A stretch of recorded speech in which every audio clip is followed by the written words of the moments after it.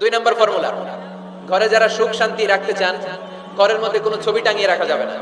যাবে? মূর্তি রাখা যাবে না। যাবে? মুসনাদে আহমদ ইবনে হাম্বলের হাদিস, আল্লাহ রাসূল সাল্লাল্লাহু আলাইহি ওয়াসাল্লাম বলেন, লা ইন্নাল মালাইকাতা লা তাদখুলু বাইতান ফীহি তামাসিল ওয়া সূরা। যে ঘরে মূর্তি আছে, যে ঘরে ছবি টাঙিয়ে রাখা হয়, ওই ঘরে আল্লাহর রহমতের ফেরেশতা প্রবেশ করে।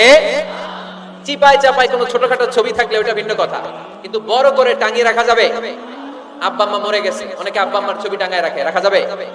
আজকে নামায় ফেলবে, পারা যাবে তো? আচ্ছা।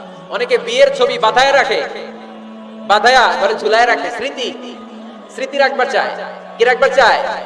না, স্মৃতি এইখানে রাখে, ছবি নামিয়ে ফেলবে। নেতা নেত্রীর ছবি অনেকে টাঙিয়ে রাখে, আছে না নাই? না, নামায় ফেলে, নামায় ফেলে। পীর সাহেবের ছবি টাঙিয়ে রাখে, না না, এগুলো করবেন না। স্মৃতি যদি রাখতে হয়, বিয়ের ছবি কিংবা ফ্যামিলি গ্রুপ ছবি হতে পারে, আব্বা আম্মা ভাই বোন মিলে আমাদের মতো করে আমাদের পরিসরে আমরা একটা ছবি তুললাম, এই ছবি অ্যালবামের মধ্যে তালাবদ্ধ করে রাখতে হবে, ঠিক কিনা? ঘরের মধ্যে ঝুলিয়ে রাখা যাবে। স্মৃতি সংরক্ষণের জন্য একটা দুইটা ছবি রাখতে পারেন, অ্যালবামের মধ্যে রাখবেন। ক্লাব মাঝে মাঝে যখন খুলবেন, 10 বছর আগের ছবি যখন খুলবেন, দেখবেন হায় রে, এই গ্রুপ ছবিতে পাশে আমার দাদা ছিল, আজকে দাদা নাই, আব্বা ছিল, আজকে আব্বা নাই, আমার দাড়িগুলো কালো ছিল, এখন দাড়ি আর কালো নাই, সাদা হয়ে গেছে। মরণের কথা চিন্তায় আছে না নাই? আখিরাতের কথা স্মরণ হবে। তো আজ থেকে আমরা ছবি টাঙিয়ে রাখবো না, নামায়ে ফেলবো। রহমতের ফেরেশতা তো আসতে চায় আপনার ঘরে, আপনি ঢুকার বন্দোবস্তই তো রাখেন নাই। রহমতের ফেরেশতাকে ঢুকার সুযোগই তো আপনি দিচ্ছেন না, ঢুকবে কেমন করে? বিয়ের ছবি, আব্বা আম্মার ছবি, নেতা নেত্রীর ছবি টাঙিয়ে না রেখে অ্যালবাম বন্দি করে রাখেন, প্রয়োজনে দেখবেন।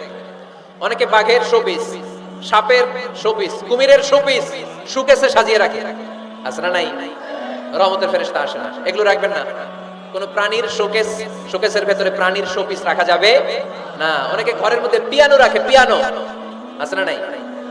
বাঁশি রাখে, বাঁশি, গিটার, সব ভালো, তুই একা বাসিস নে, একটু ভালোবাসিতে দিস মরে, গিটার বাজায় আর গাইতেছে মামায়। আহা, আসে না তোমার ঘরে রহমতের ফেরেশতা, ঠিক কি না? হারমোনিয়াম, একতারা, দোতারা, সেতারা, এগুলো রাখা যাবে?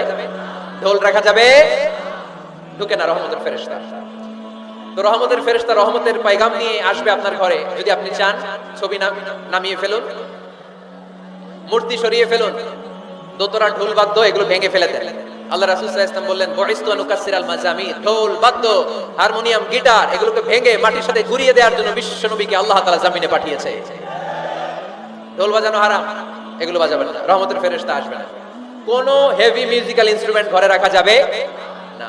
তবে তবে আপনি গাছের ছবি, প্রকৃতির ছবি, নদী নালার ছবি, এগুলোর ক্যালিওগ্রাফি বাধাই করে দেয়ালে টাঙিয়ে রাখতে পারেন, এতে কোনো সমস্যা। বাচ্চা মেয়েদেরকে কাপড়ের তৈরি পুতুল দিতে পারেন, এটা তো কোনো সমস্যা নাই। আম্মা জান আয়েশা রাদিয়াল্লাহু তাআলা আনহা, উনি কাপড়ের পুতুল দিয়ে খেলা করতেন, কাপড়ের ঘোড়ার পুতুল, মানুষের পুতুল, এগুলো দিয়ে খেলতেন, এটা জায়েজ আছে। কিন্তু চোখ আছে, নাক আছে, মুখ আছে, হাত আছে, এরকম পুতুল ঘরে রাখা যাবে? দেখেন ইসলামী শরিয়াত কত চেক এন্ড ব্যালেন্স। বাচ্চা মেয়েদের জন্য এটা কেন জায়েজ? কারণ এই মেয়ে কিছুদিন পরে মা হতে চলেছে, ঠিক কিনা? এদের হাতেই লালিত পালিত হবে আগামী প্রজন্ম। দেখবেন বাচ্চা মেয়েরা ছোট ছোট পুতুল দিয়ে খেলা করে, এরা রান্না করে, বাচ্চারা দুধ খাওয়ায়, বাচ্চারা গোসল করে, আছে না নাই? ইসলাম এটা জায়েজ করেছে এজন্য যাতে ছোটবেলাতেই বড় হয়ে তার উপর যে দায়িত্ব চাপবে, ছোটবেলাতেই যেন এটার প্রশিক্ষণ হয়ে যায়। সুবহানাল্লাহ পড়ে, খেলার ছলে প্রশিক্ষণ হয়ে গেল। তো এই জন্য ঘরে যারা শান্তি চান, এগুলো রাখবেন না। ঘরে হিন্দি সিরিয়াল দেখা যাবে না। এইবার আসছে আসল ওয়াজ, ঢুকে না, রহমতের ফেরেশতা ঢুকে না। এই জন্যই অশান্তি, এই জন্যই অশান্তি। হিন্দি সিরিয়াল দেখা যাবে না, জি বাংলা দেখা যাবে না, স্টার জলসা দেখা যাবে না, ইন্ডিয়ান কোন অশ্লীল চ্যানেল ঘরে দেখা যাবে না। রহমতের ফেরেশতা ঢুকে না। আমার বোনেরা, মহিলা প্যান্ডেলে আপনাদের কারো যদি এই অভ্যেস থেকে থাকে, একদিনে তো আর ছাড়তে পারবেন না, আস্তে আস্তে, কি বলেন? অনেকে সিগারেট ছাড়তে চায়, আমার কাছে আসে, হুজুর আপনার ওয়াজ শুনে নামাজ ধরছি, দাড়ি রাখা শুরু করছি, সিগারেটটা তো ছাড়তে পারি না। তো জিজ্ঞেস করলাম, কয়টা করে খান প্রতিদিন? কয় 10টা। কত বড় ডাকায়! তো ওরে যদি বলে কালকে থেকে একটাও খাওয়া যাবে না, ও বাঁচবে না মরবে? মরবে। তো আমি বললাম, চালায় যান, চালায় যান, অল্প অল্প। এই সপ্তাহ একটু কমায় খায়, 8টা করে খায়, পরের সপ্তাহ 5টা করে খায়, কমাইতেছে। এরপরের সপ্তাহ 3টা, পারতেছে। এরপরের সপ্তাহ 2টা, তাও ভালো। এরপরের সপ্তাহ 1টা। যেই সপ্তাহে উনি একটা করে খায় পরের সপ্তাহে বাদ দেওয়া যাবে না? গ্রাজুয়ালি। অনেক এলিট সোসাইটির ফ্যামিলি, তাদের বাবারা আমার কাছে আসে, বলে হুজুর ধন সম্পদ সোশ্যাল স্ট্যাটাস আল্লাহ কম দেয় নাই, তো আপনার ওয়াজ শুনে আলহামদুলিল্লাহ আমরা পরিবর্তিত হতে শুরু করেছি, আমরা এখন নামাজ টামাজ পড়তেছি। তো মেয়েগুলো পর্দা করে না হুজুর, পর্দা করে না। কি করি? হিপ হপ স্টাইলের মেয়ে, টাইট ফিটিং। কি ফিটিং? টাইট ফিটিং জামা পরে হুজুর, কি করব আমি বলেন? তো এদেরকেও আমি বলি ধীরে সুস্থে চালায় যাইতে বলেন, চালায় যাক আস্তে আস্তে।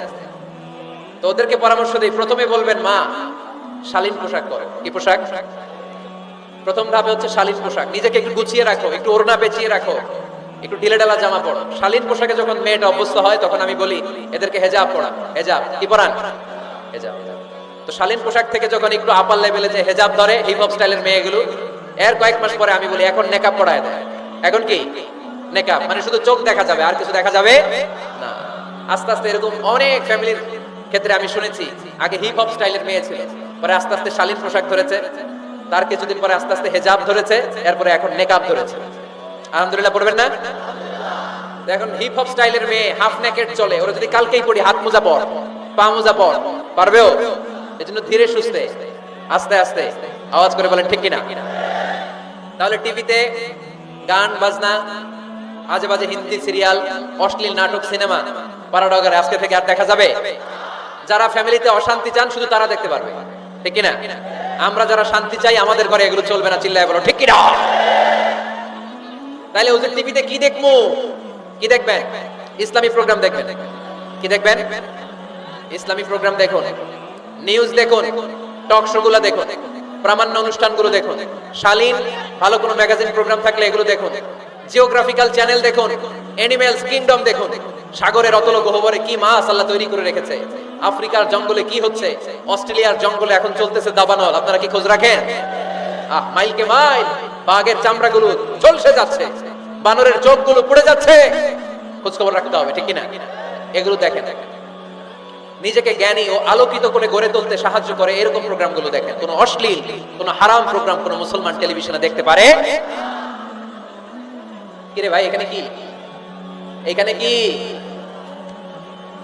ঘরে শান্তি আসবে কেন? এদিকেই তো শান্তি নেই, খালি ধাক্কা ধাক্কি। শেষ করে দেয়, কি বলেন? অনেক রাত হয়েছে কিন্তু, হ্যাঁ? তো কথা বলেন কেন? কথা বলবেন। তো 2 নাম্বার যে পয়েন্টটা আমরা আলোচনা করলাম, ছবি টাঙিয়ে রাখা যাবে না, মূর্তি রাখা যাবে না ঘরে, গিটার বাদ্যযন্ত্র রাখা যাবে না, অশ্লীল নাটক সিনেমা দেখা যাবে। তাহলে ঘরটারে শান্তিতে ভরপুর করবে কে? কয়টা গেল? টিপস কয়টা গেছে মুসলমান? মনে রাখতেছেন তো? আমি কিন্তু তাফসীর করি ক্লাসের মতো। কিসের মতো? It's a class. পড়া দিব আবার পড়া নিব, তা নাহলে কিচ্ছু খেয়াল থাকে না। মাহফিল শেষ, সিগারেট একটা ধরাই ফেলছে। সেই রকম কণ্ঠ হুজুরের, সেই রকম হেভি কণ্ঠ হুজুরের, হেভি। টানতেছে কি? বিড়ি। টানে কি? তো কি লাভ হইছে? কি লাভ হলো?